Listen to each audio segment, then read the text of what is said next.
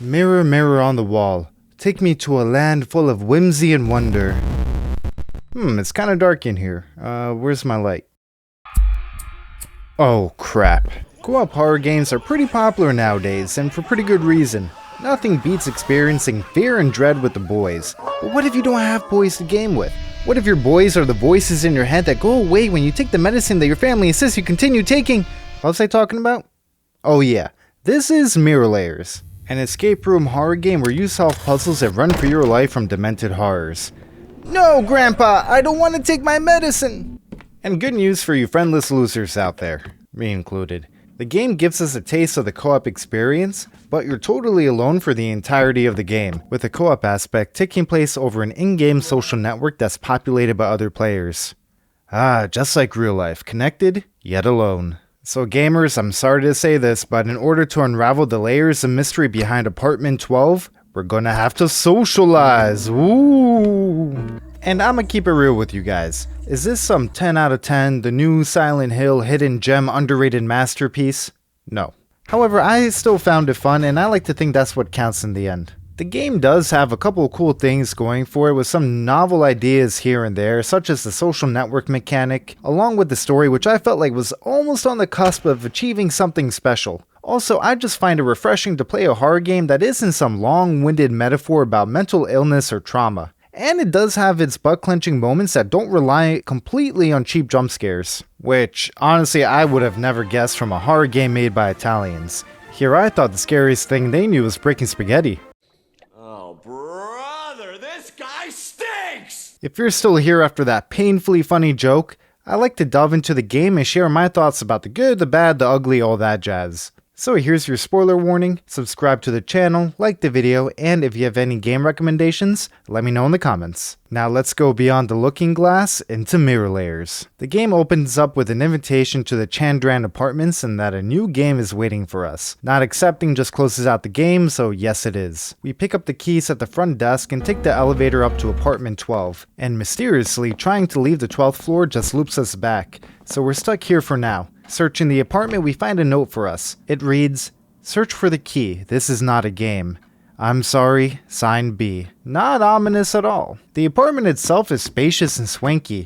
The foyer with the lock on the wall, one of many bedrooms, bathroom with a fancy European toilet, demonic PC room, a whole sculpture studio, and the main living area, where we find the purple key on top of the fireplace. However, the key doesn't seem to work on the lock in the foyer. After searching the entire apartment for another key, we decide to check out the sketchy demonic PC room for any clues. The room consists of a computer and a mysterious statue holding up a mirror. We log on to the PC and ooh look, it has Minesweeper. After killing some time with that, we open up Propaganda. We create an account, and for the profile pic, I'ma go with the dog that looks like my good boy Ollie. This is Propaganda, the social media site that the other players will be using as well. And after reading some posts, it seems like that other players have the same problem with the keys in their game not working. But someone mentions that they have a yellow square key which matches the lock that we have, and somehow we can download that key.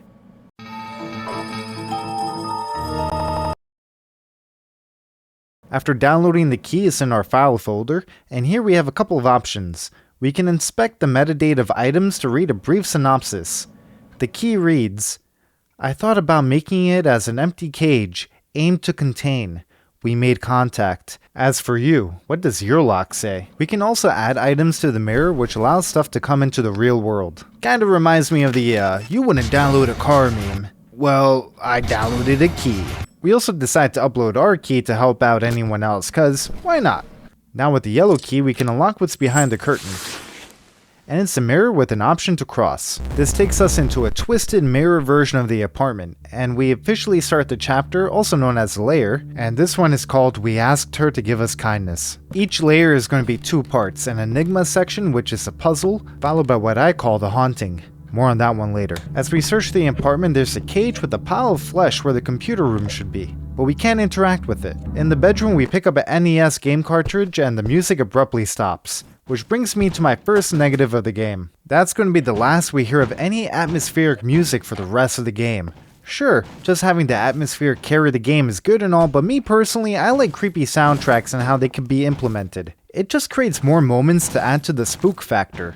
Like now when the music stopped. Back to the game and we hear bashing sounds coming from the mirror. And we meet the recurring enemy and mascot of the game. It doesn't have an official name, but the community calls it Buckethead, even though Mirrorhead makes more sense, but whatever. So this guy, I fucking hate him. He pops up only during the Enigma section, and to me it feels like the AI is a little too overtuned, and he always knows where you are. Choosing to hide is an option, but it takes forever for Buckethead to go away and despawn, which feels like a cheap way to pad out the game time. Buckethead finally disappears and we cross back to the real world. We check out propaganda to see what the other people have reported, and it looks like other people have found different parts of the console, so I download those and give the people that uploaded some likes, cause nothing feels better than getting likes from internet strangers, am I right guys? Now with all the parts we can go back to the TV in the mirror world and assemble the game console. We can boot up the game and play Starbreeze. Everything seems pretty normal until we reach level 3, and there are 2 people stuck in a guillotine. We pressed a button and the game freezes. There's a phone number, so I jot it down and try calling it to see what happens.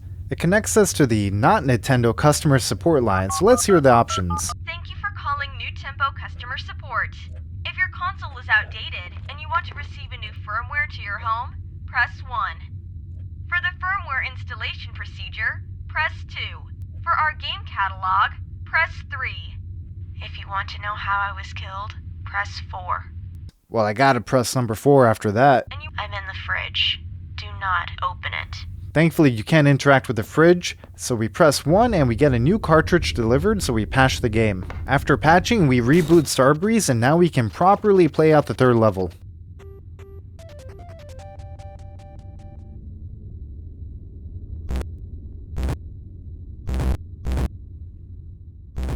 Once we beat the boss, everything glitches out and we get teleported to a smoky room with some pillars. Just a heads up, YouTube compression is not a fan of really dark sections, so please bear with me for this part. A jumbled voice starts speaking and lights up a doorway. Once we enter, we get teleported back to the apartment to begin the haunting section of the lair.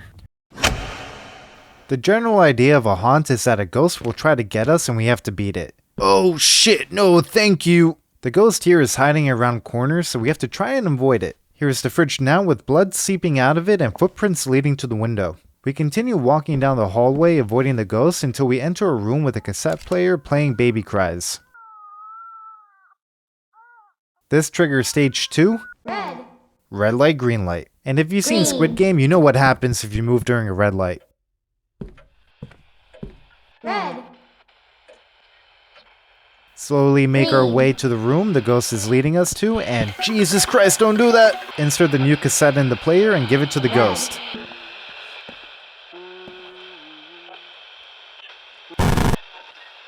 We hear crying coming from the kitchen, and here we see the ghost get dragged into the fridge. Some text pops up quickly. I pause to see what it says, but it's just a bunch of nonsense. We wake up back in the apartment, and now that the first layer is completed, it opens up a new room. This time to study, and we can grab a couple of items here. The game case and a burnt newspaper that we can pop into the mirror and read their metadata to get a bit of lore about what just happened. The game says, a rare game, almost impossible to find. The cartridge generated from the mirror is not the full game. It is merely a reproduction that contains only the levels played by Greta. The newspaper says that the father stuffed the mom into the fridge and by the looks of it threw himself out the window, while the daughter, presumably the ghost, is missing, maybe lost in the mirror world, and that things like this have happened before in this apartment. Now with our camera equipped, we can jump back into the mirror for layer number 2. We ask them to give us anger. What's up, buddy? Just hanging around, eh? There's a note on him that says some special guests are looking towards him. Checking around the apartment, we find a locked flower shop with a torn up business card containing a website URL. And now paintings and flower pots are all over the place, but we have no idea what to do, so back to the computer we go. We visit the website on the business card, which brings us to a flower delivery service. And checking the About Us page, we see that the site owner has a propaganda account. Looking up Roland's shoework gives us a hit. Roland mostly talks about his flower shop only opening for a special customer and that he doesn't take any employees. Remember that for later. Also that he has a son named Chester. This is a pretty cool way to use propaganda to flesh out an NPC and add a bit of lore here. We see an ad on propaganda about learning how to be a hacker man. So we take our newfound hacker skills and break into the florist's mainframe, using his son's name to bypass all security. I'm in. Here we make an interesting discovery. Why does a florist have images of organs? The plot thickens. We also get instructions on how to order flowers of our own. And through the other players some propaganda, we learn how to crack the puzzle. Go to a painting facing the hangman, and match the shape under the painting with a corresponding flower. Once we figure that out, we place an order and head to the flower store in the mirror world.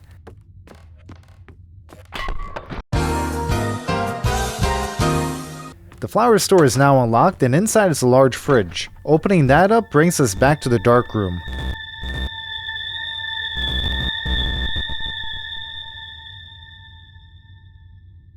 The voice speaks to us again, and we start the second haunting. Something calls us from under the bed. Down here. And against my better judgment, I go under the bed, and it's a body saying that the ghost took something from it. And we come face to face with the bedsheet ghost, and I hate this guy. The gist for this guy is that we have to find 3 separate bodies that gives us clues on what they're missing, which unfortunately for us, the ghost is holding on to. So we have to sneak up on the ghost to take them back, which happens to be 3 organs. But the reason I hate this guy is that it took forever for me to realize that the ghost had the items to begin with.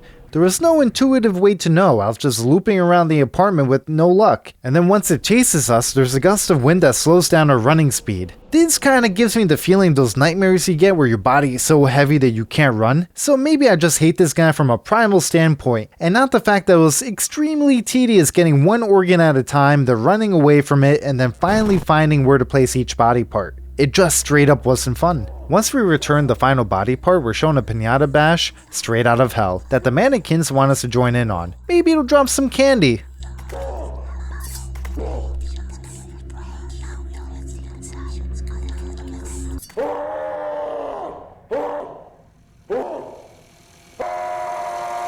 Nope, just muffled, agonized screams.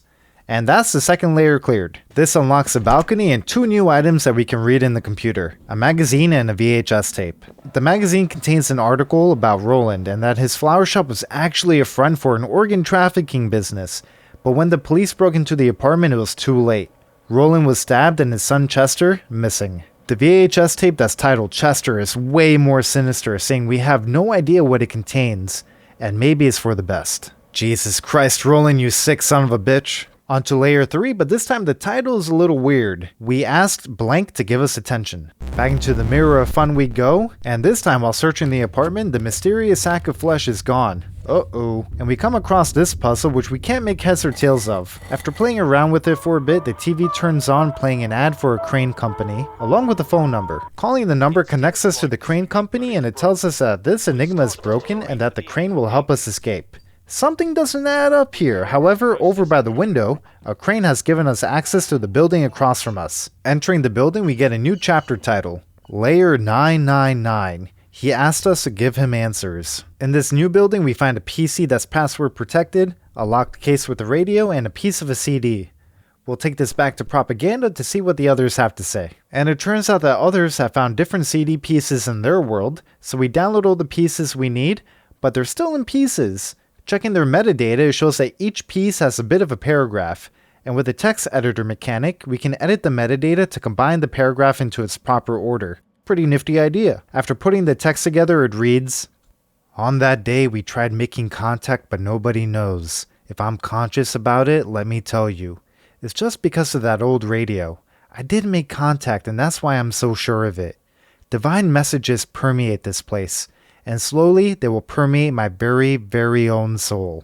No idea what that means, but hey, we got the repaired CD. Taking the CD back to the PC in the mirror world gives us locations in the building to take pictures of. This gives us runes in order to unlock the case with the radio. Gotta love video game logic here, can't just bash open the glass case, but whatever. Input the runes and we get a list of frequencies and a demon radio that I'll put into the mirror. Doing that shows the metadata is corrupt, and on a whim I decide to clean it up, which actually worked and we get the repaired radio. The metadata here doesn't really say much, it's mostly a clue on how to continue the puzzle. We head back to get the frequencies, but first let's stop by that puzzle we couldn't solve earlier. And interestingly, it looks like it's out of commission. Remember that for later, folks. Okay, back to gathering all the letters from each frequency until we eventually get the password for the PC. This allows us to read the emails on it, and the first one is Correspondence of Marconi. The statue is beautiful and works exactly as they told us. You did a fantastic job. You fill my heart with pride. Your mother would be proud of you. I know you say you feel good up there, but hold on a little longer, okay? I'll come see you soon. followed by an unsent email. They don't answer anymore, B. They don't answer anymore. Did it really end like this? Is it possible that all these years of work end up in nothing? In such an absurd way? Where are you? Why did you stop talking to me? I still have so many questions. I made a decision. I want to answer, maybe.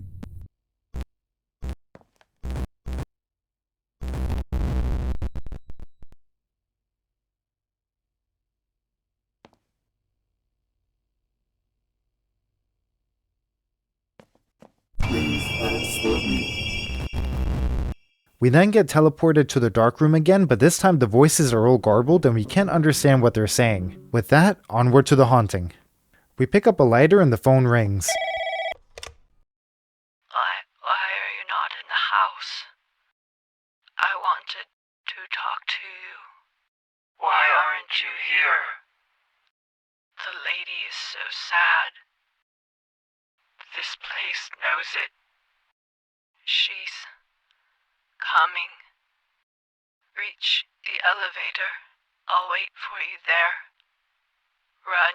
The voice tells us to run to the elevator and she'll be waiting for us. All this while a whole big nope is crossing over to the building we're currently in. Time to skadoosh. Personally, this is my favorite haunting. We have to traverse a maze of bodies with only the lighter as our source of light. And it's genius how they implemented it. The fire goes out by itself, and if you click too fast to relight it, it won't work. So you gotta keep cool under all that butt-clenching terror, and as you can see from my gameplay, that is not the case for me. We run past a ghost and she breaks through the door, and oh my god, we gotta book it! We reach the safety of the elevator, but it brings us back to the dark room. And there's something slowly crawling towards us. But before we find out what it is, the ghost catches us and texts saying, "We apologize for the inconvenience." Yeah, I'm feeling fairly inconvenienced after that, dude. We wake up back in the apartment and it looks like we somehow completed that layer. Heading towards the PC to see what's up, we see a piece of paper outside the bedroom and there's an open door. But as we get near the door, it shuts in our face and is now locked. What the fuck is going on? Is somebody in the apartment with us? Picking up the paper, it has the name Joseph Price written on it, most likely a propaganda account. But first, the PC tells us that the storage room is open, and here we find an audio tape and a picture of a UFO. The tape says, "A recording the night Agatha disappeared," but it's only white noise. The photo talks about Agatha, who disappeared without a trace, and how she went mad from the collective's influence. Clearly something's off here. That last layer didn't make any sense. Who is Agatha and the collective? That thing crawling towards us. What did it mean when it said the enigma was broken?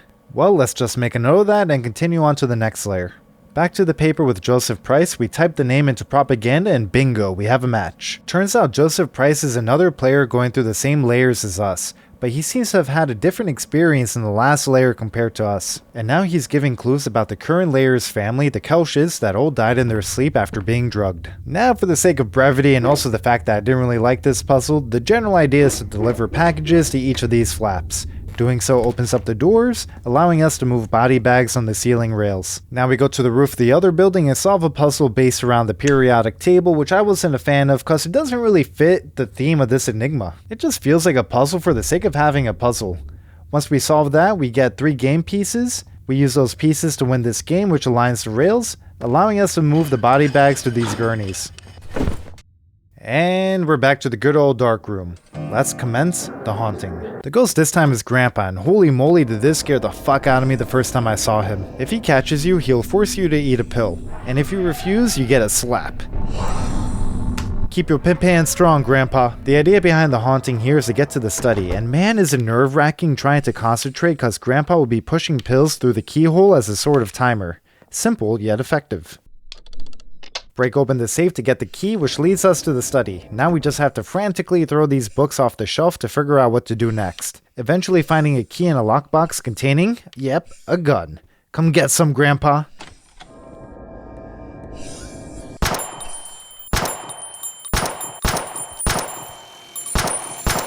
We bust a cap in Grandpa's ass, completing the layer. The parents' room is now open and we can find a stethoscope, and reading its metadata tells us that it was Grandpa that drugged everybody. Well, obviously, he was just trying to do the same to us. We're now into the endgame. It's time for the final layer. It's here where I feel like the puzzles have gotten a bit tedious and not really matching with the thematics anymore. So I'm gonna skip all that until we find a film reel that we have to edit, and the edited film shows us what is presumably a baby abandoned in a box. The signature glitch happens again, and we get brought back to the dark room, and this time the voice asks us to give them a part of ourselves, and to let her leave the mirror layers, whoever that is. Now we begin the final haunting, and the vibe feels a little different here. It feels almost calm. We come across the scene of a birth, but we can't get any closer to see what's going on. Upon leaving the room, we see something waving us over. Take a seat.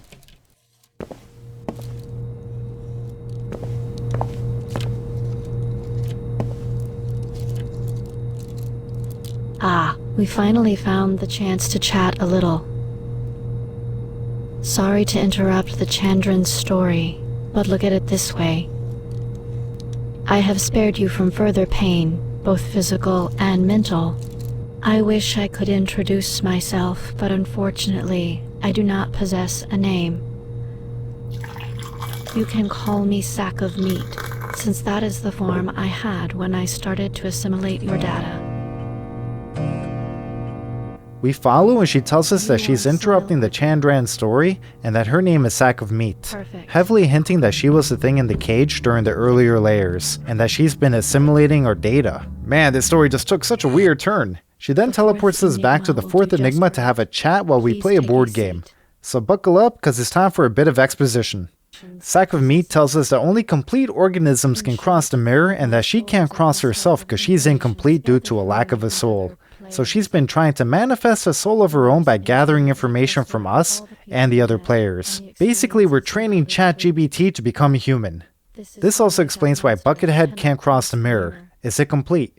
However, Sack of Meat is now complete and ready to cross, but she still wants to entertain us just a bit longer. She says she'll leave us alone in the enigma for a while and not to worry about Buckethead because she went and broke all the mirrors that he can spawn from. But we have a plan of our own. We go around the apartment collecting mirror shards to repair a mirror under the table. There is one shard just out of reach, so in the meantime we'll play another game with Sack of Meat. She vaguely tells us about an entity called the Collective and the attachment they have with the victims within the layers, and how it was a shame we couldn't experience the third layer. The puzzle was broken and unsolvable, so in response the enigma tried to reconstruct itself with a new plot line, and that she was the thing crawling towards us during the haunting. She also divulges that she cut the fifth enigma short because she reached completion sooner than the Collective realized. By the way, cute AI angel god laugh. Haha. She starts asking us questions about what emotions we felt during the various hauntings. Was it curiosity, anger, or sadness? All this in order to understand what a human feels. After beating her in the game, she asks if we want to see the Collective. We say yes, and she tells us to meet her downstairs. This opens up the doorway, allowing us to obtain the final piece of the mirror. Slip that piece in and let's go check out the Collective. We rendezvous with Sack of Meat in the basement, and she explains that this is the Collective and it's dead now.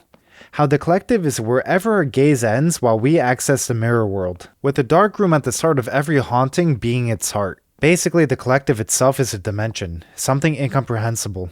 That's pretty much it according to Sack of Meat, and now she wants to play another game. With our trap all set, we go back upstairs. What have you done?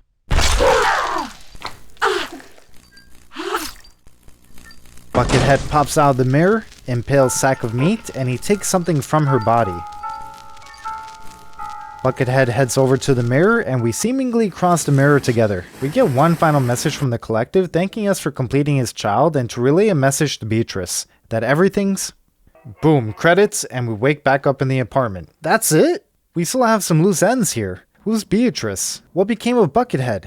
Who's in the apartment with us? And how can we open this door? Unfortunately, we may never know. Revo Labs, the team behind the game, hinted that something was possibly in the works, but that was a couple of years ago, so it's not looking likely, bros. Personally, I would have liked to delve a bit deeper into the twist. It kind of reminded me a bit of Cabin in the Woods, and maybe see how far they could have taken the propaganda mechanic. Well, not every game can be a winner, but you gotta respect the balls to try something new. And I hope you enjoyed the video. It's my first time making something like this, and if you stayed until the end, you're awesome. See you in the next one, or not, that's cool, no pressure or anything.